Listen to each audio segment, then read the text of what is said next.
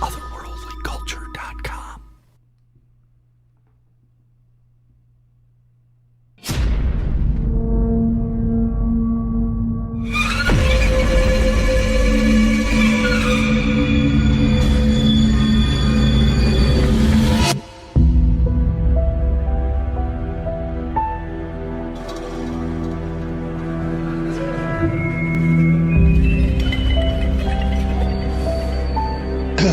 Hello, everyone, and welcome back to another episode of Horror Realm Radio, the show that won't stay dead. I'm your host, Mike Exler, and as always, my co-host, Rich Delzato. Rich, how are you? I'm feeling feisty, Mike. Feisty. Yeah. Oh, that should make for an interesting show. I beat death again, as you know. You are a death beater. Yeah. Is that the proper term? Analogy? Yeah, it is actually. Okay. Yeah. So. Yeah. So what do you have? What do you have going on Saturday, November 9th? You want to do anything? I think Pitt's playing football, so we might be down at that game because that could be Virginia or Clemson. But even if I'm not there, the Horror Realm Flea Market will be going. Oh shoot, I have a table, don't I? Yeah, you do. I'll be at the Horror Realm Flea Market at the Crowne Plaza South. You familiar with the flea market, Mike? Do you remember it? I do remember it. I've been there often. I remember when it started, and it was at the old Hollywood Theater. And Correct. it was fun then, and it's fun now. So come on out. Same place as the convention. It's the annual flea market where you can get some horror wares and some other things. There's been some other items for sale there, such as toys and things of that nature. So, Rich, what, you haven't had a table, so what in a while? What are you bringing? What are you gracing us? I'm gonna be bringing some original one sheets, possibly some DVDs, maybe a few VHS, few horror action figures, some VHS promo, like store promo pieces. Okay. That's where I'm at right now. Oh, I don't even know how to describe it, but I have that. I showed you that cool Necron, or not Necronomicon, the puzzle box from Hellraiser. Right. The it looks like a child's craft, like cut it out of this piece of cardboard and fold it, but it's actually pretty cool. So it's going to be a unique blend of stuff. I just, that's the heart of the and soul of the flea market, was to have people just kind of get rid of the stuff they have around the house that they want other people to enjoy, since you're no longer enjoying it or have too much junk. Can never have too much junk. Ever. Well, and that's why people like you shop and I sell. That's right. I will have a little spot. I will have some Masters of the Universe vintage, some other little bits and pieces, and some comics, some horror related graphic novels. So yeah, I'll have a little couple things to sell as well. It'll be fun. It's a nice kind of midway point to see some of the friends of the, from the convention, people who, we've been fortunate to have a lot of new people discover the convention the last couple of years. This is not a celebrity guest event. This is a come out, find stuff you want for your collection, and hang out with people, and, see each other one last time before the winter doldrums kick in and we count the days down to Horror Realm, which is our unofficial spring. Right. Which, don't forget, the date has changed this time again, Rich. What are the dates for this, I should say, 2025's Horror Realm? February 28th through March 2nd, which is normally we do the first full weekend of March, so that's going to throw people off a little bit, but this made the most sense for us, and hey, why not roll the dice with that snowstorm that's going to wipe us out one of these days? We don't get snow here anymore, so hopefully that tradition will continue. This is like the new Florida. It is. It's weird. It's just everything misses us. But one thing doesn't miss us is an old fan favorite of ours, and that is Remake, or original versus remake. Had a lot of fun with this segment in the past. I think one that I really enjoyed, and I think it was during the COVID time that we did this, was Dawn of the Dead original and Dawn of the Dead remake, and that was an interesting discussion because I didn't think it was going to go the way that it did. But if you want to go back, go to otherworldlyculture.com, and I'm sure it's in an archive somewhere, and you can listen and watch and enjoy. So today we're bringing it back. We're gonna, Mike, we do yes, have an opening video this time. Something oh, new. Are you ready? nice. Here we I'm go. ready. Was that the voice of God? Who was that?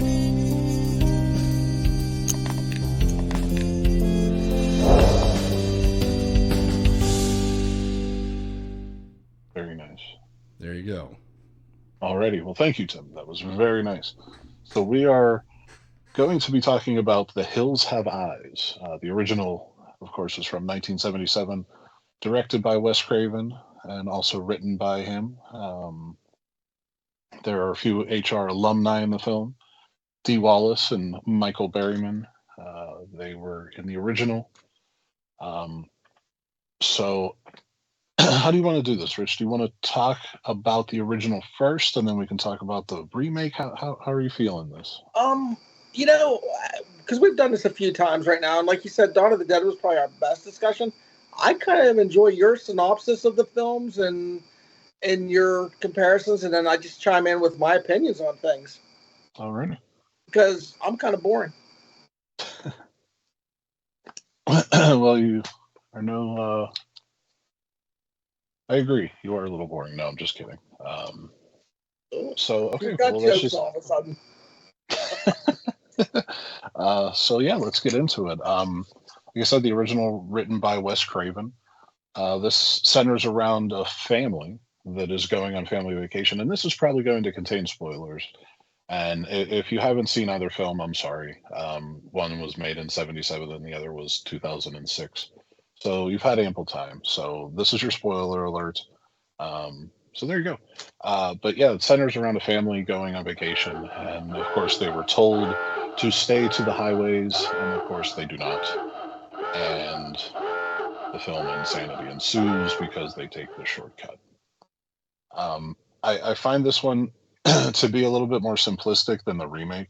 Um, this one focuses on basically a guy in the desert that ran a gas station, and he had a kid that wasn't right and tried to kill the other kid. So he decided to take an axe to his face and dump him off in the desert, figuring he would never live. But he did, and he created these cannibal killers in the hills. So it's an I don't know how a kid would survive in the desert with an axe wound to the face. Rich, how does that happen? Are we suspending Well, disbelief here? no, it's actually, being the Boy Scout leader I am, I can explain this to you. Okay. So, the heat of the desert, while some of the blood's coming out, gets some of the infection out, and then it cools down so much at night that the skin starts to heal pretty quick to scab over. Oh, okay. Yeah, so it has to be pretty perfect timing for those two things to work out, but it's not a suspend disbelief kind of thing. Right, right. Yeah. So I will say there's something about a '70s film. They're just as soon as you turn it on, you immediately know it's from the '70s. I don't know if it was the film they used or what, but it has that feel. Do you agree with me, Rich? Do you know what I'm saying, Oh, or am I crazy? I think part of it is the film. You know, the clothes are very distinct as well, and you can say that about most eras, Hmm. but some about the '70s clothes really hit you hard quick. And '80s clothes can too, but you know, with the remakes and stuff, or like the not the remakes, but the nostalgia, and like now we have a 2023 movie in the '80s. Those clothes and the original clothes are close enough. You're not sure which era it's from. People can't seem to recreate that '70s stuff. Like that's a '70s film. Right. I know you're not a real fan of him, but I think the closest person that's gotten that '70s feel is Rob Zombie, especially in Rejects. I think he nailed that in that film. I agree. I'm a Um, Rob Zombie fan, and then I also hate his movies. I love some and exactly. I love and hate some. No, I'm with you on that. He does not get a perfect scorecard from me. whatsoever. So yeah, getting back to The Hills Have Eyes, my one real big criticism, well, actually I have two. First is the ending. It just ends so abruptly with really, I mean, no resolution at all. It's almost like a choose your own adventure, and you just turn a page to which one you want it to happen, and okay, that's the end of the movie. I just kind of didn't like that. I didn't either, and that was also, if you look back at a lot of '70s films, that was abrupt endings were very common, Right. and I just have never liked that. I don't need a big, flash forward 2 years later where their lives, but you Right. know, I don't need to just feel like you ran out of film. I agree, and that's really kind of what it felt like. It was like, well, we don't really know where to go from here, so we're just going to be done. Like Yeah, it's not even him walking away with a baby. Like, okay, everything's good. It's yeah, no, it's just nope, it's over. like So that Jaws was is one of the perfect endings of the '70s. true. I mean, That's how you end a movie. well, there's really no better movie than Jaws, if you think about it. That's true too. Some would argue, but then some would say they're wrong. Another issue that I had about the film is the acting. I kind of ranked the acting as the worst three actors that are in this film. But I do want to say, like the bad guys are very good. You know, Michael Berryman was very good. The guy that played the main guy, what was it, Jupiter or something, Father Yeah, Jupiter. They were all very capable actors. The lady that played the older mother, I thought she was very good. Um, Dee Wallace was very fine. She was, very capable, typical Dee Wallace. But my list, I'm going to start off with what I thought was the worst actor out of them all, and that's Robert Houston, who played Bobby. well, He just destroyed every scene he was in. I Just agree. it's Yeah, terrible. When he was trying to tell the family that the one dog, Beauty, had died, it looked like he was trying to go to the bathroom rather than tell someone a tragic event had happened. It's just I don't think the guy got acting at all. The second worst is Susan Lanier, who played Brenda, I believe. Yes, Brenda. She was the damsel in distress the entire film and all that kind of stuff, but I just felt that she did that very poorly, and she just came off more annoying than anything. You know, there's Judith O'Dea, who I think played that role properly, and then there's whatever she did. yeah. The last one is Big Bob, and that's Russ something. I don't know what his name is. Um, he was just so wooden, and it was like he was reading from a cue card the entire time. That just kind of takes you out of it. So wasn't a huge fan of that. No, So those were some bad. Those bad actors did detract from decent performances from the rest of the cast. yeah, and some of the parts you're laughing at, and I don't think you really should be laughing at. It's just kind of how the scene plays out. But let's move on to just an overview of 2006, The Hills Have Eyes, and then we'll kind of talk about the differences. Um, we have the director is Alexander Aja, I don't know, something around along those lines. He has done other things such as Mirrors, Piranha 3D, and one of my favorite films, High Tension. Uh, I happen to watch the unrated version, it comes in at 109 minutes, and the theatrical version is 91 minutes. Rich, which one did you watch? I've watched both for my revisit. I watched the unrated. Okay, that's the one that I watched. Yeah. So this film is written by Aja, I guess that's his name, and also Wes Craven. So for all the people out there that always hate on remakes just because it's a remake, the original guy is one of the writers. So I mean, take that for what you will. One of the main differences, well, before we get into that, the effects guys on this were Nicotero and Berger. And I think they nailed every single thing they did in this film.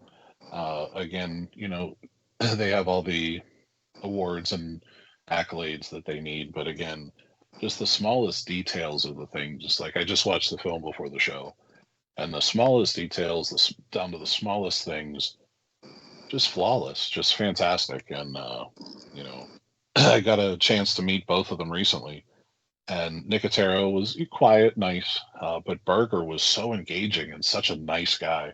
So if you get a chance to meet Berger, I highly suggest meeting Howard Berger because he is a pretty cool cat. But yeah, the effects that they did, whether you dig this movie or not, you should watch this movie and kind of appreciate the effects of it.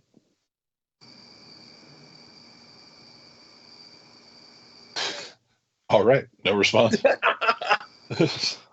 No, I agree with you, and you know, it's I won't really use.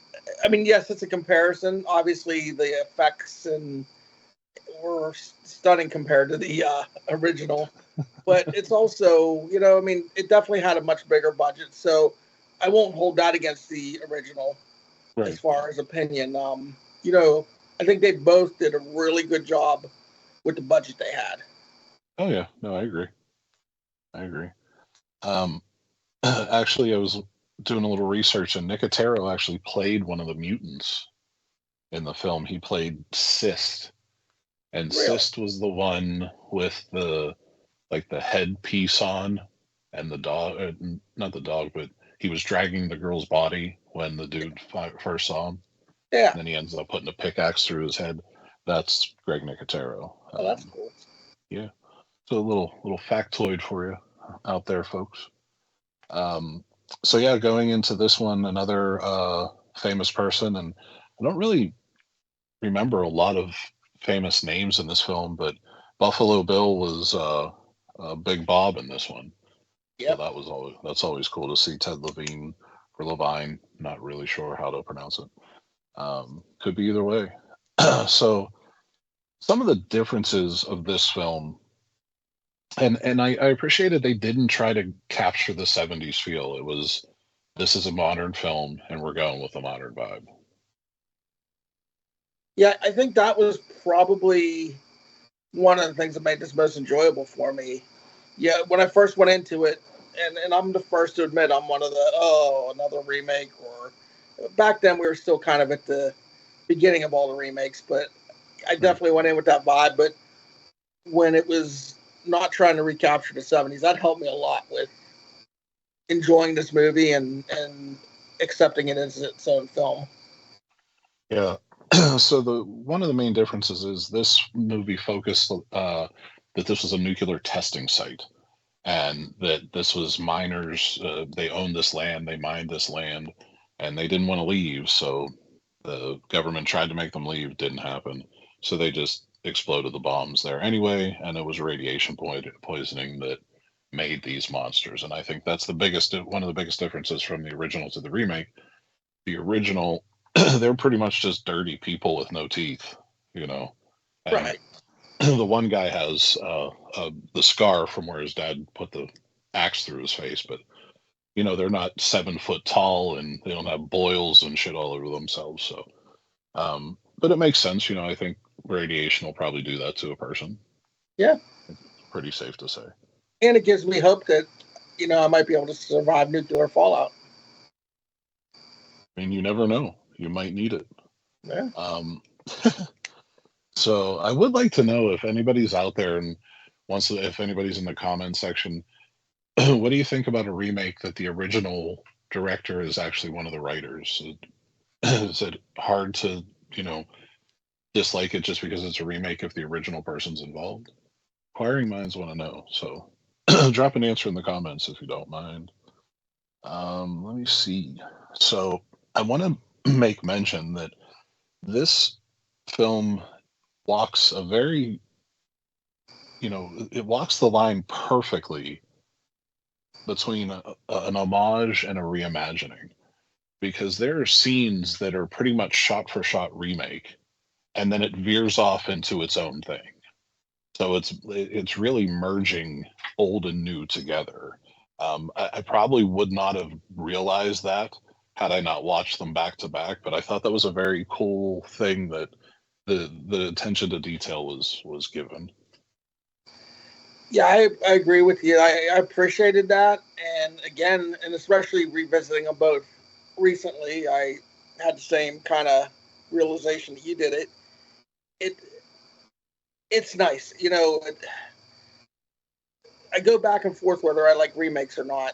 When you do a remake like this, it makes it a lot easier to like it when it Right. has the homage, like you said, but it's got some original story, its own legs, improves upon some things too. Yeah, I think the acting is much better, and I think with the acting being better, I bought into the characters more. Me too. I don't know if going to the level of caring, but I definitely felt more in the remake than I did in the original. In the original, I was kind of like, kill them all. I don't really Yeah. care. Like in the remake, Doug, totally different character, Oh yeah, and most definitely.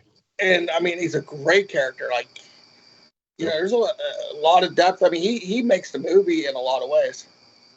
Yeah, and I wanted to make mention that the cast, I mean, for it being a modern film and not a 70s film, they really made them look like the original cast. It's Yeah. pretty crazy the casting they used and things like that. So that's another small detail, and I'm sure Wes was involved in that. I don't know. I just think this is two great minds getting together, in my opinion. Yeah, and I mean, yeah, and it's really probably we're going to continue to see remakes. There's no doubt about it. No. This should be kind of the gold standard on how remakes should be approached. Right. No, it's definitely one of them, and I think Dawn of the Dead is one. This film came out in the time. I don't know when the Texas Chainsaw Massacre remake came out. The one with what's her name? Jessica Biel. Yes, but this movie has a super. It shares the same vibe as the Texas Chainsaw Massacre, in my opinion. Like it's just brutal, I think they were raw. within the same year or two, weren't they? Texas Chainsaw Massacre 2003. So it was before this. Okay. Yeah, it just had that same vibe, and I actually thought maybe the same director did it, but that's not the case at all. But just thought that was interesting. But this version also dealt with, and as we talked pre-show, um, The Hills Have Eyes, the remake or two, The Hills Have Eyes 2, deals more with the breeding and that sort of thing, and raping. There was a rape scene in this one, but I can't remember. Was there one in the original? I just watched this. I know. I don't think there was. I don't think they went that far. No. But in any case, I don't know why you can't. Yeah, so that difference is kind of out the door because that was definitely in the second one, and that's the one Derek Mears is in. The main guy in this one is the guy he played Super Freddy, I guess. Yeah. Yeah. So, yeah, I thought this was a lot more, just I thought it held up actually for being 2006, and I can't believe it's been that long since that movie's been out. I was very surprised when I looked at the year. Yeah, crazy. It's been almost 20 years, and it definitely holds up, and it's an easy one to revisit. Yeah, it really is. I'm not sure. I'm curious to see what the theatrical release left out because I thought the unrated there was some gore and stuff that I'm sure was left out, but I really thought it rounded the story out. I don't know where they would cut that I would want them to. You know what I mean? And you're talking like 10 minutes of cut, so Yeah. Yeah, one of us should probably revisit it here in the near future and let me know. No, I'm not doing that. But no, like you mentioned watchability. I could watch this movie. It could be one of those ones that comes on, Halloween time each year, and I could watch. The original will always be a fan, but it's more of every 10 years I'm good seeing it. Yeah, I don't think I'm going to need to rush to watch the original anytime soon, but the remake I could put in the once a year, once every 2 years.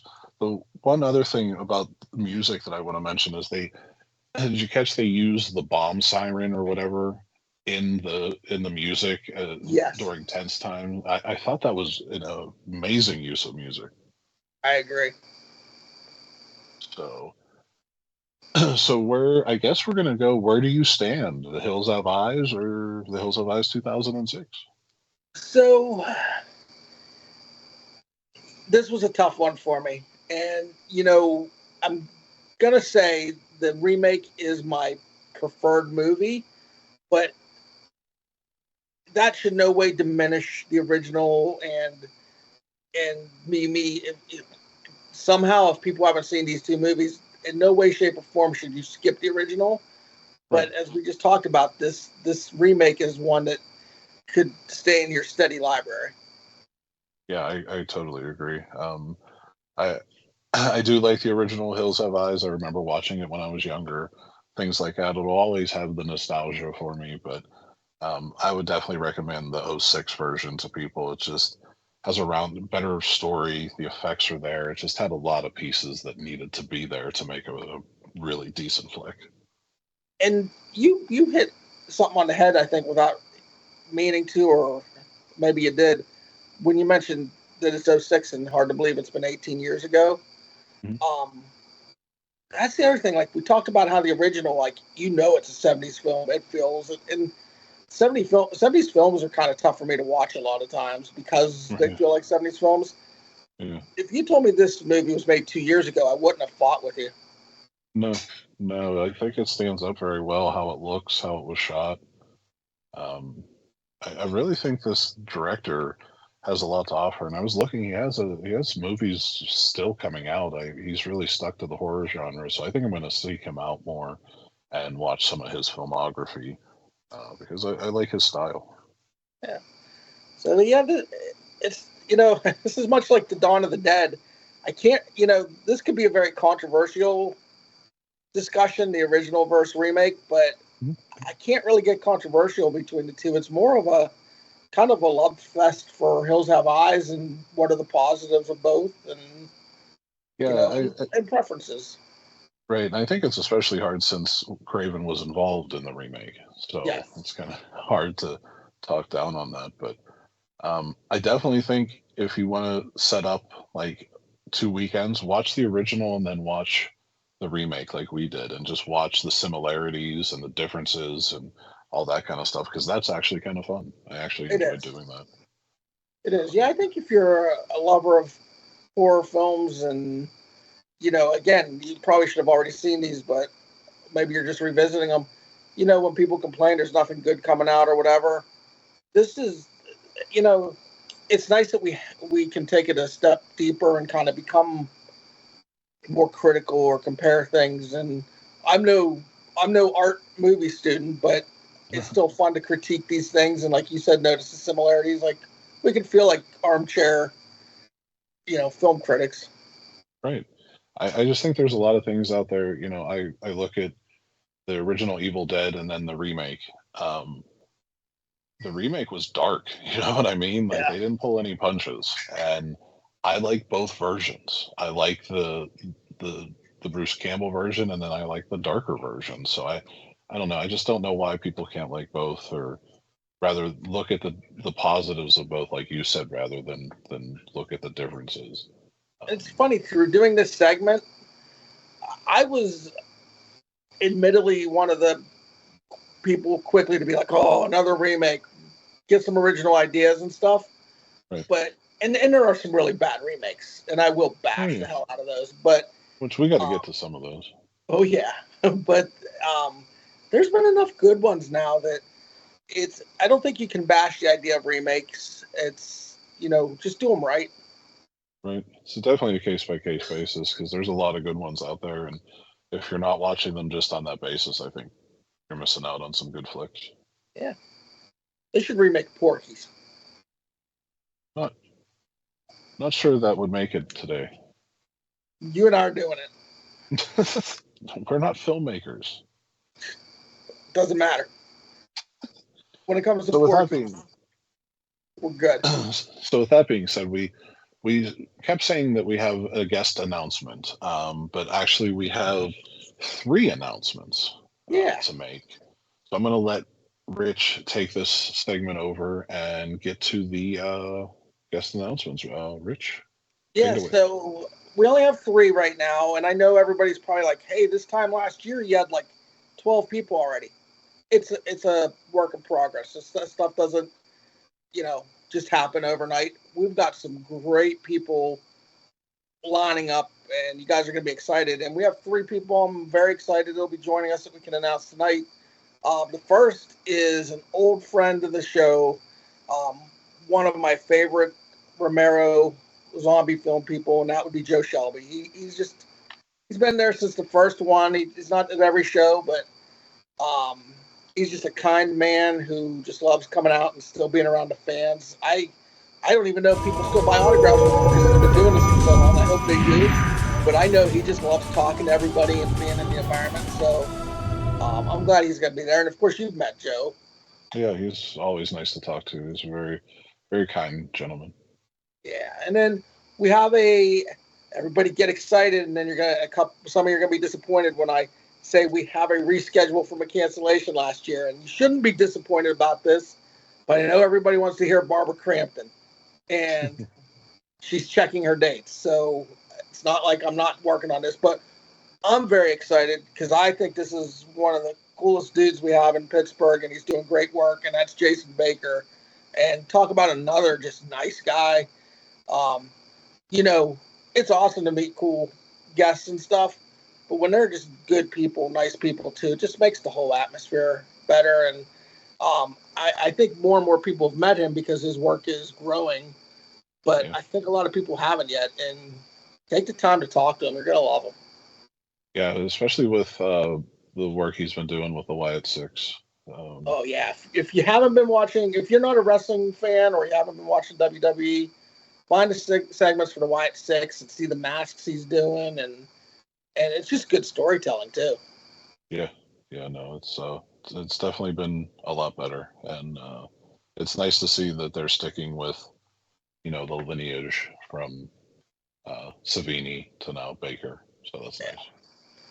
So I'll wrap it up with our last guest, and then maybe tease some stuff we're working on. Get people's hopes up. I like getting people's hopes up and then failing. But really excited. I've been doing for 12 years. Is that how long you've been married? Actually, yeah, 13. But... Okay. Sorry, now I'm gonna have a laughing fit. Anyway, so I'm really excited. This is a return guest, and you're all going to be shocked to hear this name because after we talked about Hills Have Eyes for like a half hour, you're like, well, maybe he's going to have somebody from Hills Have Eyes, and you're correct. Michael Berryman's returning to Horror Realm. It's awesome. It's been a long time since he's been there. Probably 2012, 2013. Yeah, that sounds about right. It was before we moved to Green Tree for those shows that we did in Green Tree. Yeah, it was still when it was the original run at the Crowne. Yeah, so really excited to have Michael back. And of course, for our horror fans that also like other genres, I mean, you can't beat the fact that he had his role in Weird Science also. Oh, for sure. And then my favorite guest appearance was on Alf. Didn't you get him to sign an Alf photo last time? Yeah, there was a guy who's done some artwork for us and stuff, Ryan Hose. He actually went out of his way to make an 8x10 for me. He got a nice screen cap and printed off an 8x10 and brought it to me at Horror Realm. I was so pumped because Michael had no Alf on his table. I wonder why. Who knows? It might be a licensing thing, maybe the network or whatever. You're probably the only one that knows he was on Alf. Alf was... Talk about a show that needs remade. That needs to come back. Porky's in the theater and Alf on the TV. And all would be well. Yeah, so those are the guest announcements for now. I hope people are excited. I know, and Mike, because we watch stuff, and not just about Horror Realm, but I know everybody wants everybody now, and they want 500 guests. And you know what? We're gonna give you a great guest list. I think it's going to rival anything we've done before. We're finalizing some stuff from people from some major franchises, some fan favorite films. Might as well tease this one because, and you can tell me later if I'm an idiot. We've got, it looks like, a wrestler coming to Horror Realm that nobody would have ever guessed. I agree with that. It's just everything's coming together nicely, just slowly, and that's how it goes sometimes. Sometimes I have all this done in, July, August, September. Sometimes it takes me till October, November, and there'll probably be a couple names that carry over into January before we get them signed, sealed, and delivered. And you gotta understand, these people all have different lives between still working, family, wanting to maybe just be at home and watch football once in a while or whatever. So not everybody's on our schedule, and I respect that, but it's going to be awesome. If we get enough of them done in October and Tim's willing to do a recorded show for us instead of live, because it would have been Halloween when we would have been live, maybe we'll do a special episode, Mike. I like special. Don't. I just wanted to see what you would think that.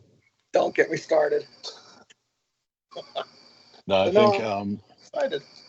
If things all fall into line, it's going to be a very diverse lineup, and I think it's going to hit a lot of people's interests, and especially the wrestling one if that comes through. And when people say that the same old wrestlers all the time you see at shows, keep your eyes open. Heck yeah. The one last thing that we want to mention before we sign off, this one's a little shorter of an episode. Next time we are around, we are going to have more guest announcements. We're going to try to see if we can get a guest on throughout this run of Horror Realm Radio. But before we jet, I want to talk about the Horror Realm Film Room. You have until December 1st to get your film submitted. I believe you can go. Where do you We have that coming out on the screen right now. But they send the videos to horrorrealmff@gmail.com. It's on the screen. It's horrorroomff.com. Is that what it said? But I don't know. horrorrealmff@gmail.com. You can always message us through Facebook if you're having trouble with that, or you missed it. And if you don't mind me just for a minute, Mike, talking about the film room. One is a friend of ours that some of you've heard on some of the other shows. Adam, he puts a lot of effort and time and passion into trying to curate a nice film room for you. We try to get as many local people in as we can. Take advantage of this because we don't charge you to make submissions, any of that BS. It's just get your film in, and if it's if it can play, we're gonna play it. We only have so much time in 3 days, but try to get in there, and he'll try to find a spot for you. You can't get everybody in, but take a shot, and sometimes it might get put into the archives for the next show, or we're doing something. I don't know if you saw Mike in October with the local film kitchen. Mm-hmm. Shorts. We're doing horror shorts with him. Right. And Adam was able to pull out some stuff from people because of past relationships and get some more exposure for these filmmakers. So take advantage of it. Yeah, it's a nice outlet. Excuse me. Especially since Horror Realm does not charge for submissions. So I'll get your submissions in by December 1st. So we're always happy to be here on Otherworldly Culture. Every Thursday we have a show. We have Dead on the Bases, now streaming, Horror Realm Radio, and of course Dead on Movie Reviews. Go on Facebook and check out Otherworldly Culture. That'll show you the schedules and times of when things come out. Go to otherworldlyculture.com.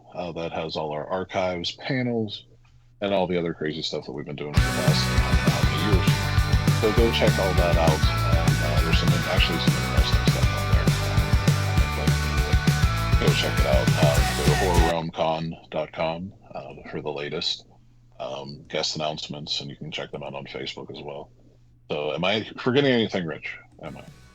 Well, if you bring me a cigar or two to Horror Realm, you can have a VIP experience with me. Is that a good deal I'm giving people? I mean, it's something. So again, thank you for joining us for Horror Realm Radio, the show that won't stay dead. But should.